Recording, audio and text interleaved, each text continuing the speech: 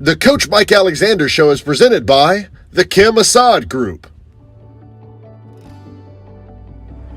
What we want to do with the Assaad Group is just develop a team that is known for their integrity, for working hard and supporting their clients and just giving the best level of service, because that's what clients want. Hi, I'm Kim Assaad with Compass Real Estate. I've lived in Texas since I was 11 years old, and we've lived in Grapevine since 2002. Grapevine is a great area to live in. We love the downtown area. It's like an old Western movie with log cabins. It's known as the Christmas capital of Texas, and we're really proud of our city. We love living here. Our kids grew up in the school district, Grapevine Colleyville ISD. We love their education and have been proud of just the relationships and friendships they've made in the community here. There's been all walks of life, from lots of stay-at-home moms to working parents that do a lot of volunteering for the schools. And that's really kind of how I've met a lot of my clients, is volunteering in the schools, whether I'm the teen mom or in the booster club, or volunteered with NCL National Charity League, or with my son through Second Saturdays. We've had a great time just meeting so many people in the community. I've been in real estate since 2000. I'm actually a civil engineer by degree, married a civil engineer, and then I got my real estate license back in 2000 and just have loved it ever since, because I love working with people and just the relationship. Real estate is really a relationship business. It's about developing relationships, somebody that trusts you, and that we can help them accomplish their real estate goals. I was a broker on my own before, and I joined Compass because I just love the image and the support that I have with Compass. I mean, our ads look so professional, our listings look so desirable, and it just helps the client out because I can get their home sold faster. But I have the Assaad Group under Compass. I've grown that with 2 agents initially that have been great agents, and then now my family's even joined. So my husband, who joined Compass about a year ago, and then now my son. You know, I just want to welcome your business, and if you have any real estate needs, whether you're looking for a rental, a purchase, to sell your house, or an investment property, just call me. The Coach Mike Alexander Show is produced by Tradio.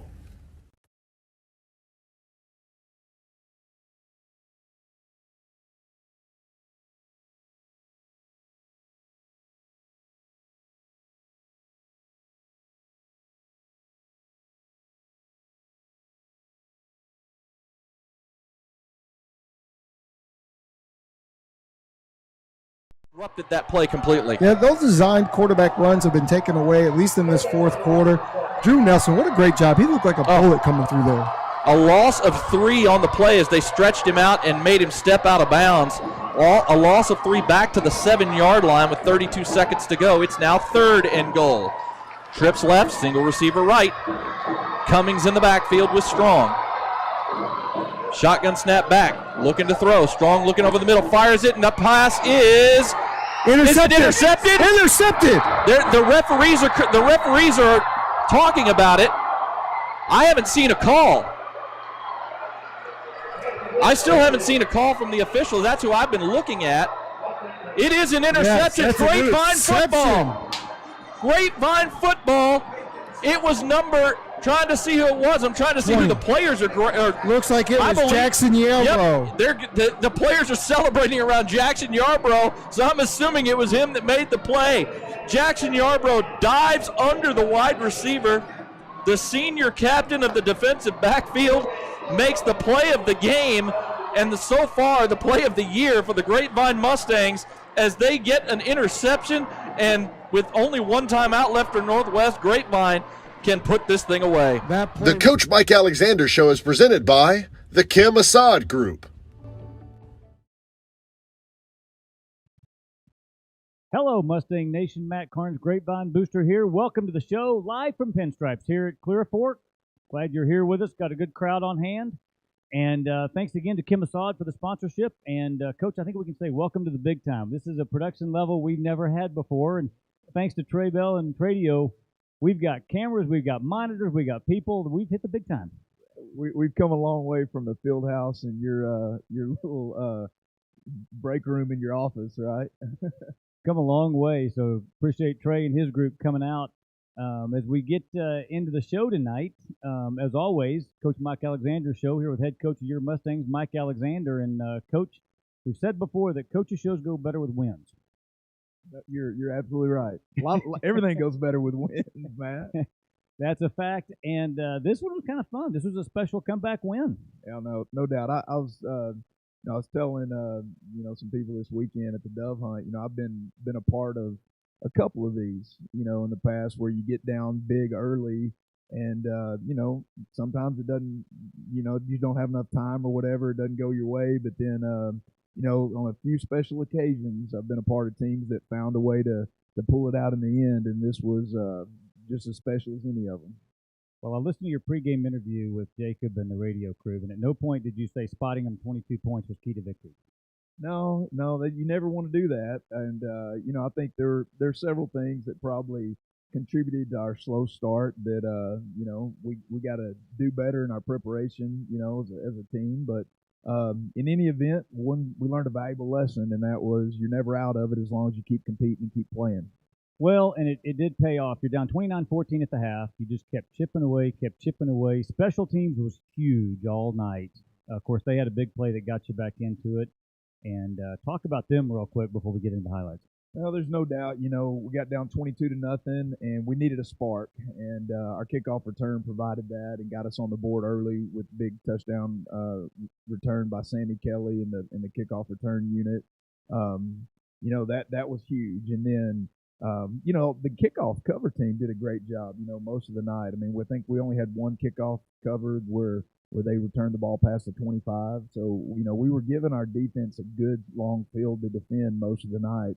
But then, in the fourth quarter, Leighton Towery blocking that punt and Drew Nelson scooping it up and scoring, that's huge. Well, it was a big one, and play calling was also big. You had some help in the play calling area. The Caleb pitch worked out. It worked out. I saw it in the second half. I was talking to Caleb's uncle, and he said, "Hey, we are in this game. We're only down two scores. We are in this game."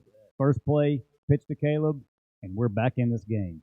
There's no doubt. I mean, we ran it twice, and we ran it the first play of each half, just in honor of Pastor Tejada. And, the first one, we didn't block very well, and it didn't go all that great. And then coming out of the second half, though, we did it again. And Caleb, we got everybody blocked just enough, and Caleb popped it. And 74 yards later, we're staring at first and goal from the 2. Well, the morning started off with Breakfast of Champions. Keith Davis did a great job as always, and he was talking about who's watching and just never give up, never quit. Men, I'm telling you, if you're not there for Breakfast of Champions, you need to get there. I've said it a lot. I'll keep saying it. It's worth being there. Keith Davis was huge. And, as that game progressed, I just kept thinking about what Keith was saying. Who's watching? And it just felt like the kids had taken it to heart and played it in such a way that they just never quit because they didn't know who all was watching and knew a lot of people were watching.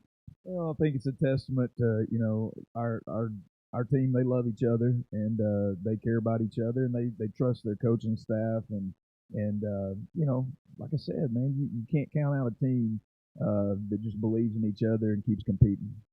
Well, before we go to the highlights and check it out, let's talk about the freshman and JV and give us an update on where we are with the freshman and JV team. Yeah, so the freshman team's still looking for their first win. I think they're improving. This past week was our first week to actually split them and play an A and a B team. That's going to go well. It just took us a little bit. Our numbers were down a little bit this year, Matt, but so when school started, we brought in a few more kids that were allowing us now to play 2 teams, and so that's just going to get better and better. We're excited for the open date to have an opportunity to work with them exclusively and, without a varsity game looming and all that. So it's going to be good. And then the JV, they're really rolling. They're scoring a bunch of points, playing good defense, tackling well. I'm really, really pleased with our JV and how productive they're being right now. Well, that's good to hear. The future's still bright there for the Mustangs. Let's go look at some highlights and see what actually went down Friday night out there at Northwest Field. All right, so this is the first series. This is Caleb's first carry of the night. he'd probably talk more about it later when we hand the microphone to him. But he was anxious to get back on the field, but got a little bit tight, and wasn't able to go that's a play he normally scores on right there. But this is a new introduction we gave with the putting him in fly motion and tossing him the ball, and that's going to be a nice addition to the offense. Trey slowed the highlights down there for us so you can get a good look at the blocks. That was phenomenal blocking to spring him out there.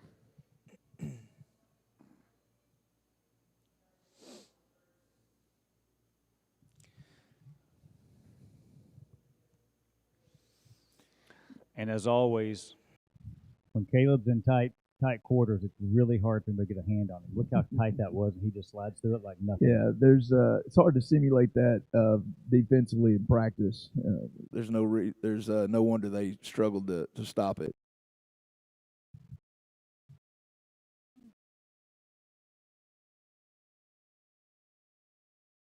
Make shopping easy with Academy Sports and Outdoors. Free We'll send get back applies to to more in-store highlights purchases here in a only. minute. Free Here we shipping go. applies to most orders over $25. All right, so this next clip is of Sam Opening Kelly, kickoff first is a coach. pooch kick. Sammy Kelly picks it up the middle, and he is going to take it all the way to the house.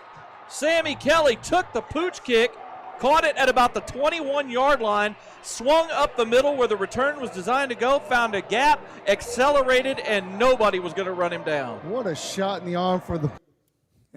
So, Northwest, they gave us some challenges in the kickoff return game with what they do with their kickoff cover unit. But this is a new return that we put on this past week, just adding to our library of different things we can do in the kickoff return game. And it's great to see, when you put something new on, the kids can comprehend it, execute it, and go punch it in for 6. This was a huge shot in the arm for us because at this point it's 22-0, and we have to find a way to stop the bleed, and a lot of guys do a great job of getting their blocks, and then Sammy Kelly does the rest.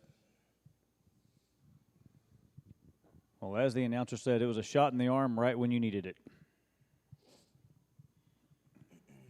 The 25-yard line. So the Grapevine offense will start things off at their own 23-yard line, 1st and 10. Down 2 scores here as we start the third quarter. Still plenty of time left to play. This Grapevine offense needs to start getting the ball moving and see if they can start controlling some more time of possession here. 2 receivers to the right, single receiver left, shotgun snap back. It's going to be a toss out to Tejada. He gets around the corner up to the 25, the 30. He's into the open field. 40, 45, 50. He is accelerating down to the 30, the 25, the 20. Caught from behind, and he's going to get dragged down at the 5. And you'll have a horse collar tackle as well. And there it is. Yeah, that was a great way to start the second half. We were down a couple scores, and we knew if we could just get the ball back, we could go down and start closing the gap, if you will. And it's a great way to get it started. We got the Ricky toss right here. Didn't block it perfect, but when you got somebody like Caleb that can make a couple miss, sure makes things easy for an offensive coordinator.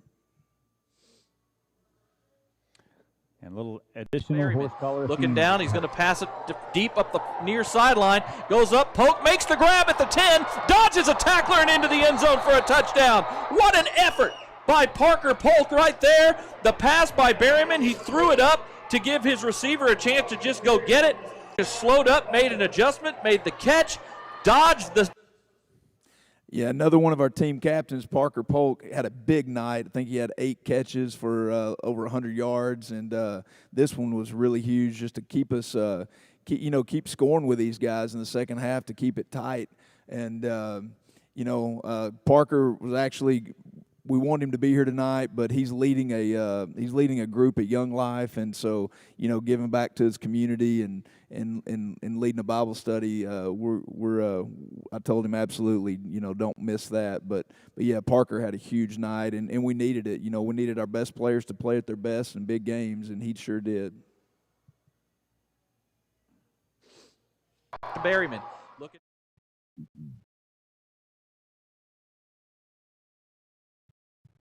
this is just another look at us just being able to run the ball. This is something that we struggled with last year. When we needed to run the ball and get tough yardage, we were hard pressed to do it. But with our improved offensive line and the combination of Caleb and Victor De La Cruz in the backfield, we're feeling like we can run the ball when we need to, and more importantly, run it when everybody in the stadium knows you're going to run it, and that's kind of our goal right now. Well, the offensive line For service times and directions, visit firstcolleyville.com, and we will see you this weekend. We are back to play in the handoff up the middle to Tejada. He's in the open field, inside the 30, the 20, the 10, inside the 5, and dragged down from behind right before he reaches the end zone again for the second possession in a row as number 6, Chet. Oh, goodness. Man, it's so good to have Caleb back in the backfield. I mean, this is a run that, we've been blocking these guys, the last 2 weeks, and that play right there's been getting about 8 to 10 for us, and Caleb just hits it at a different level. It's just so good for offensive linemen to be able to block everybody, and then, bam, it pops, and you're going to get 40, 50, instead of just a first down. So really, really proud of Caleb and his efforts. This is about the last time we're going to see Caleb, though, on the evening. He started locking up after this and caught some cramps, and 16 carries, I guess, was his max that night. Yeah, but I think Victor appreciates getting set up on the tee for the touchdown. There's no doubt. Caleb set Victor up twice the other night, and we. Well, it's what helps when you have two good backs, though.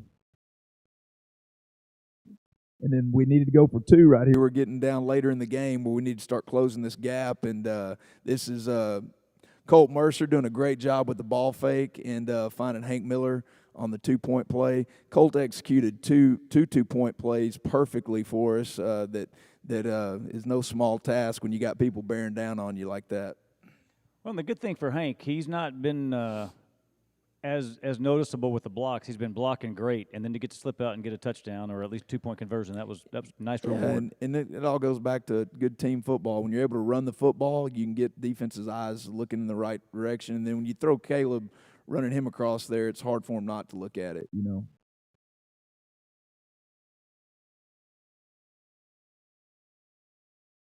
Fourth and 10, Matt. This was 4th and 10 to close out the third quarter. Once again, we're still down 2 scores right here. And, we just kept scoring with them, and it's 4th and 10, and we just run a nice little spacing play, we call it, and caught him in cover 2, and, Walker put the ball on Parker, and he made the play. There you have it. So we're coming back into it. Let's see if we do any more highlights. Brock immediately, he broke on that ball so aggressively. I'm actually surprised it was completed. Great defensive play. And Brock, he's had a strong night tonight. He really has. It was a gain of 7, but it was short of the sticks. It's now 4th and 3. The punt unit is on for Northwest. Parker Polk back to receive around his own 20. This punt is a shank. Was it blocked? It was tipped and picked up, and now Grapevine's going to return it up the sideline. He's going to score. He is going to take this into the house. It is number 27 for Grapevine, Drew Nelson, the junior defensive back. The punt was blocked. It went past the line of scrimmage, spinning towards the sideline, but it's still a live ball. Drew Nelson picked it up around midfield and just took off down the sideline with no. Man, I was pretty excited right here on the sideline when this happened. You work all this stuff in practice, all the time where you practice blocking kicks once a week, in pre-practice. You do all the things, and you just hope the kids trust you. And, man, Leighton did a great job. Tell you who else did a great job on this play is Caleb Meyerhofer. Caleb's a senior linebacker for us. He's on our punt block team. He did exactly what he was supposed to do. Brock immediately, he broke on that ball. Allowed Leighton to finish it. And then this was the second of the 2-point conversions that Colt was able to execute. This was a little power toss play or little power pass play that we put on last week, and we figured with us running power so much down around the end zone, we better come up with some other ways to give it some eye candy and find some easy 2-point plays, and that was one of them. Colt does a great job with his ball fake, holds everybody, then finds Leighton, puts a strike on him. And again, Hank sets up the fake block and goes off and makes the catch. Leighton Towery on that one. Oh, my bad. Yep. That was Leighton. Leighton's here. I'll apologize to you in person, Leighton. Sorry about that.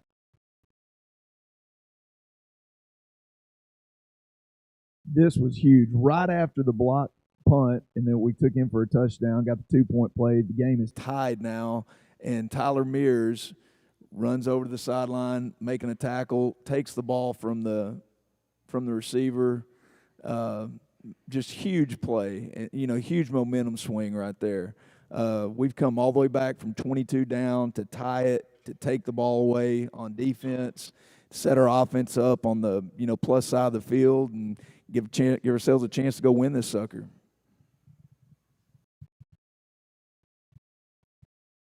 Offense got a first down or two. We moved it inside the 20 and then brought in J.D. Rice to ice the game right there. And, senior kicker, got a lot of experience, been kicking for us for a long time. Does a great job, just nails it right there down the middle. Been doing the show for 5 years, Coach. Actually, in a year before that. And every year we've had the pleasure of talking about the good fortune of kickers. And that right there just shows how important they are. No doubt. They do their own thing a lot of times in practice, and they're off by themselves working alone. But when you want them and need them, they're always there. Well, Grapevine's been blessed with those, and JD, of course, has done a good job. He got to be a part of the show last week. And then the big close. Yeah, it's 3rd and goal. We let them get down the field a little bit. They converted. Interrupted that play completely. Yeah, those designed quarterback runs have been taken away, at least in this 4th quarter. Drew Nelson, what a great job. He looked like a bullet coming through there. A loss of 3 on the play as they stretched him out and made him step out of bounds. A loss of 3 back to the 7-yard line with 32 seconds to go. It's now 3rd and goal. Trips left, single receiver right. Cummings in the backfield with Strong. Shotgun snap back, looking to throw. Strong looking over the middle, fires it, and the pass is intercepted. Intercepted. The referees are talking about it. I haven't seen a call. I still haven't seen a call from the officials. That's who I've been looking at. It is an interception. Grapevine football. Grapevine football. It was trying to see who it was. I'm trying to see who the players are. Looks like it was Jackson Yarbrough. Yep, the players are celebrating around Jackson Yarbrough, so I'm assuming it was him that made the play. Jackson Yarbrough dives under the wide receiver. The senior captain of the defensive backfield makes the play of the game, and so far the play of the year for the Grapevine Mustangs as they get an. Well, that ends it, and we've got, we can talk our DNA players of the week while we have our 4 players. As Coach Alexander just talked with the guy who made that last play. Let's hear it from Jackson. All right, Jackson, take us through the defensive call and what your assignment was right there. So I think we called a blitz. We were in cover 0, so I'm in the slot. I'm mono with the number 2 receiver. So I knew he was probably going to try to run a slant on me, try to break something inside and get something quick in the end zone. So, I was there, read my cues. I saw him break in, saw the ball thrown, and picked it up. Well, we're glad you did, man. Your teammates were fired up. It was a big party on the sideline, and man, you put in so much work and for moments like that, and I'm really, really proud of you and happy for you. Caleb, how was it to be back on the field, brother? So I was out of shape, got run down a couple of times, tired on the Falcon, but it was really good to be back and be playing with my team. Well, we gave you the Mustang DNA Family Award this week because our family wasn't complete with you out there, with you not there, and you coming back. You really, really brought us back together, and we love you for that, and we thank you for giving teammates everything you had this week. Appreciate it. All right, Brock. So huge special teams night for you. Huge night at corner. You think you tallied 10 total tackles. Just tell us about your tell us about the game in your eyes. What was the best part? And how'd you feel like your teammates played? So, I mean, we got down early, 22-0, but we knew we could come back because our team was amazing. We had a great attitude, and we just fought back. Well, Brock, you got the Attitude Award this week, and it's because you went into the game being a number 2 corner, and you got thrust onto the field because your coaches believed in you, and we needed you to go in there and get some work done, and you rose to the challenge. You always had the right attitude and your preparation all week, and so you just led by example, man. So that's what a senior member of a football team should do. We're proud of you. All right, the man in the middle, the Mike linebacker, got our Fight Award this week, our Mustang DNA Fight Award. Tell us about playing in the middle, man. Was it a nasty game? A little bit. Halftime, we made some defensive adjustments and ended up playing a little different than we normally do, but we just pushed through it and ended up working. It was great. That's awesome. So Coach Antle changed some stuff up at halftime, did he? So what give everybody at home just a little bit of insight in what we had to do halftime adjustment. We went from a 3 down to 4 down, so 2 backers in the box now, and had to walk away from some receivers and play coverage. Well, you did a fantastic job, Lathan. We're really proud of you. Thank you for holding down the middle for us. Yes, sir. Same thing. Oh, here you go. All right, take us through it, Jackson. Here we go. All right, so I'm in the slot. I knew he was probably going to try to break in on me, maybe catch like a little slant or something. I'm man-to-man, mano-a-mano. So, it was a big down. I knew they needed a touchdown. I knew they were probably going to try to go for the win. So, snapped the ball. Receiver came off kind of quick. So I'm giving it a jab, come inside. See the quarterback looking at him. Kind of underthrew it a little bit, so I thought I could come under and got the pick. Yes, you did. Answered all my prayers right there, Jack. Thank you.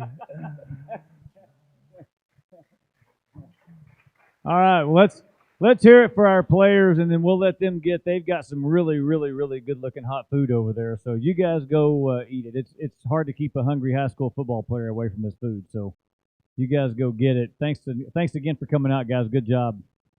All right, so just an incredible game, and I'm going to say it again. Breakfast of Champions with all those things coming through. You could see it coming through those guys. And as they held together and listened to the lessons they've learned through the years in Breakfast Champions, not to quit and never give up. Yeah, there's no doubt. I could hear Keith Davis, telling just dig deep, dig deep, dig deep.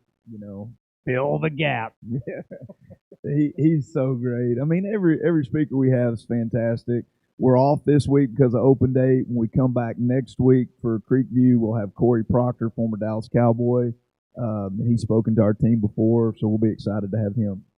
As I've said it before, men of the community and dads, make sure you're there. 7 o'clock Friday mornings. Really starts at 7:15, but I'll say 7, so you'll get there on time. Bring a little food for the coaches. Bring some for the players. It's worth it. You need to be a part of that. It's a great event. One of the greatest things Grapevine High School football does. So you got an off week coming up. Tell us what we're doing off week just to keep the kids healthy and rested. Yeah, so this focus is academics first and foremost. A lot of tutorial times after school. Refocus, recharge. Everybody can kind of catch their breath this week. We don't have an opponent looming.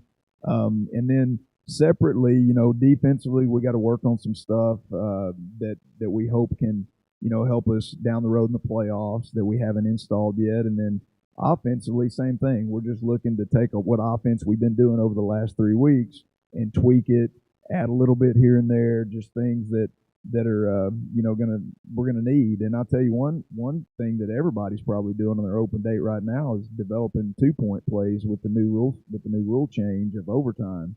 So I don't know if everybody's aware, but now in overtime, we'll get one overtime, and then everybody has to go for it's just basically trading off on 2-point conversions.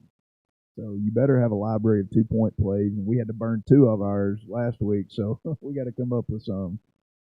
Interesting. I did not know about that change. It's going to be interesting to see. So week off, and then we start district.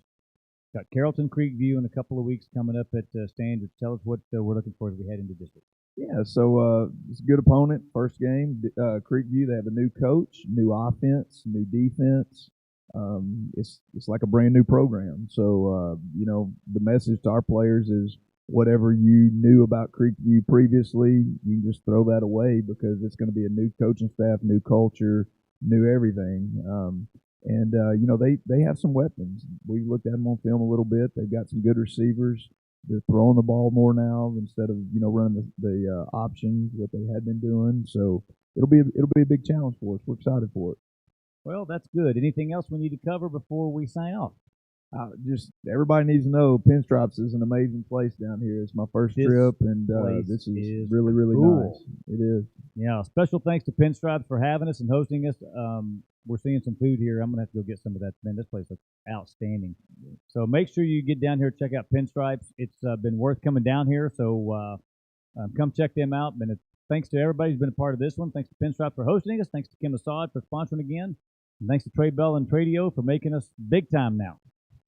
We'll see you in a couple of weeks.